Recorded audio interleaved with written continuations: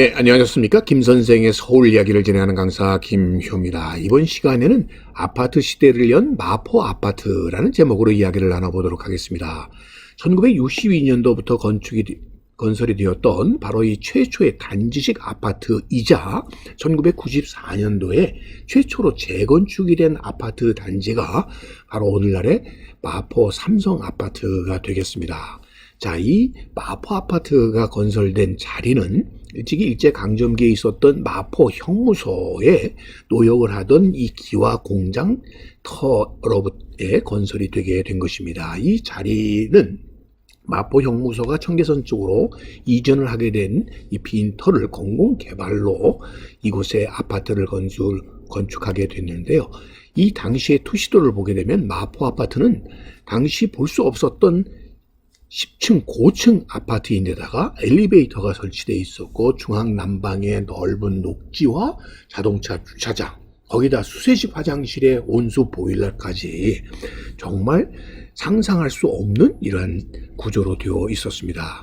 자, 이것은 당시 5.16 군사 쿠데타를 통해서 집권한 군부가 하나의 가시적인 성과를 보여주기 위해서 계획됐던 서울 한가운데 세워진 현대식 주거 단지였기 때문이라고 보시면 되겠습니다. 자, 이거를 주도했었던 것은 바로 주택영단이 되겠는데요.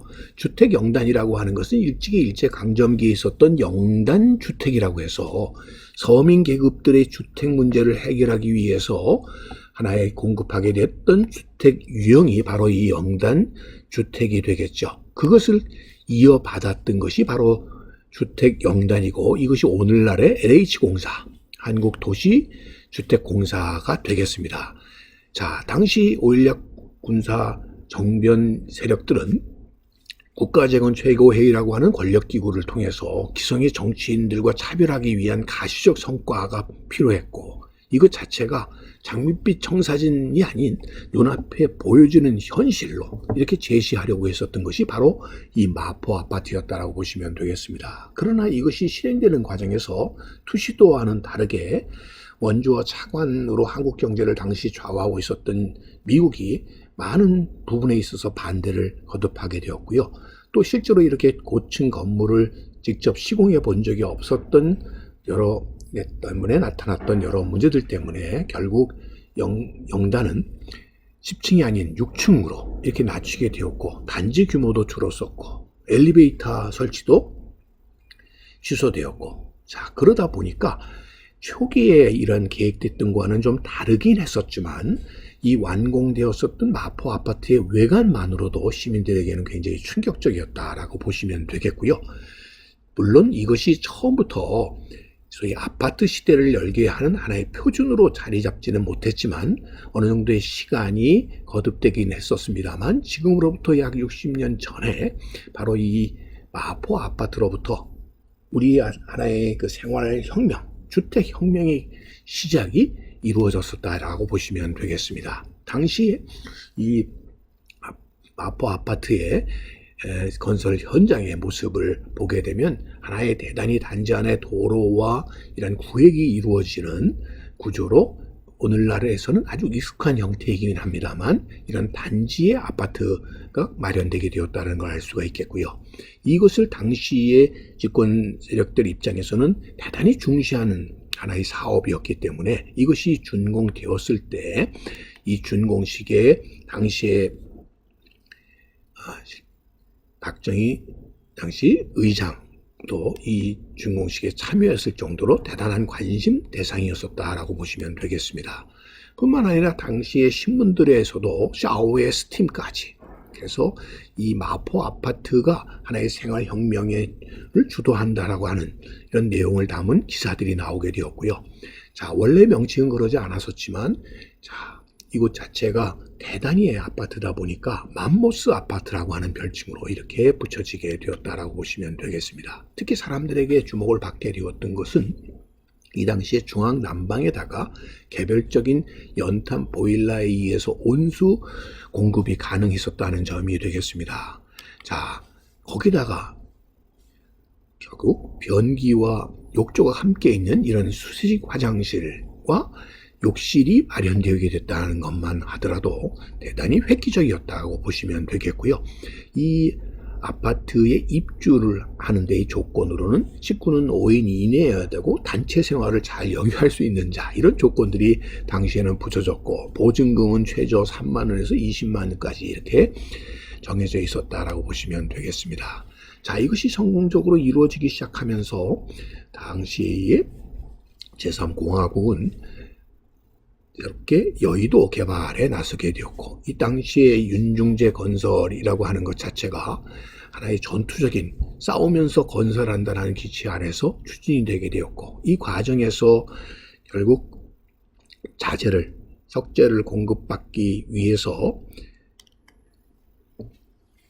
밤섬이 해체되는 과정에서 그 사람들이 이주되어서 입주하게 되었었던 1970년에 이 와우 아파트가 붕괴되는 사고가 일어나면서 이러한 집단주택인 아파트에 대한 안전성 때문에 그 우려가 커지게 되었을 때 이를 잠재우기 위해서 만들어졌던 것이 바로 여의도의 시범 아파트가 되겠죠. 자, 이런 것들이 계기가 되어서 이제까지 한강변에 있었던 많은 백사장 부분들을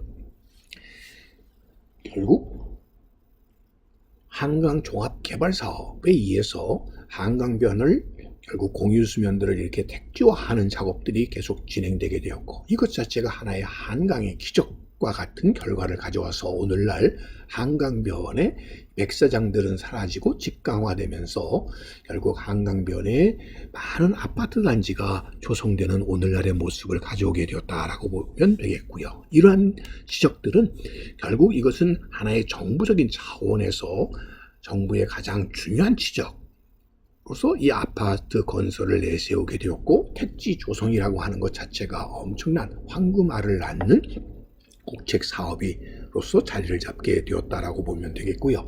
이 개발의 중심에 바로 이 주택영단으로부터 시작이 되었었던 LH공사가 바로 이 공공개발을 담당하게 되었고, 이를 통해서 일반 시민들의 경우서도 생활혁명을 통해서 행복한 생활은 바로 이 아파트 생활 속에서 이루어지는 것이라는 인식들이 확산되는 계기를 가져왔다라고 보시면 되겠습니다.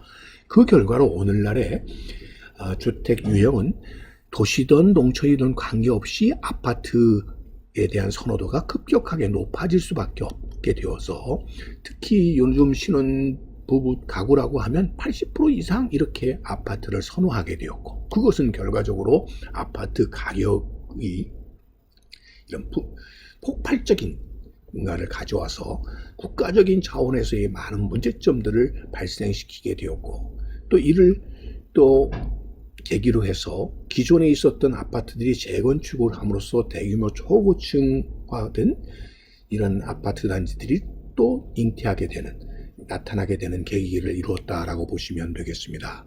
오늘날에도 결국 국가적인 차원에서 이러한 아파트의 건설과 또 아파트 가격의 안정화 정책 등이 중요한 하나의 선거의 이슈로 등장하게 되는 것도 결국 60년 전에 마포 아파트로부터 시작되었던 우리나라의 주택혁명에서부터 발원했고, 그것이 국가 주도로 이루어지면서 하나의 중요한 국가 주요 시책과 시적으로 이렇게 연결되면서 나타나는 현상이 아니었을까 싶습니다. 오늘은 바로 우리나라의 주택혁명의 계기가 되었었던 마포 아파트와 오늘의 아파트에 대해서 못밭을 가꾸는 김 선생이 말씀드렸습니다.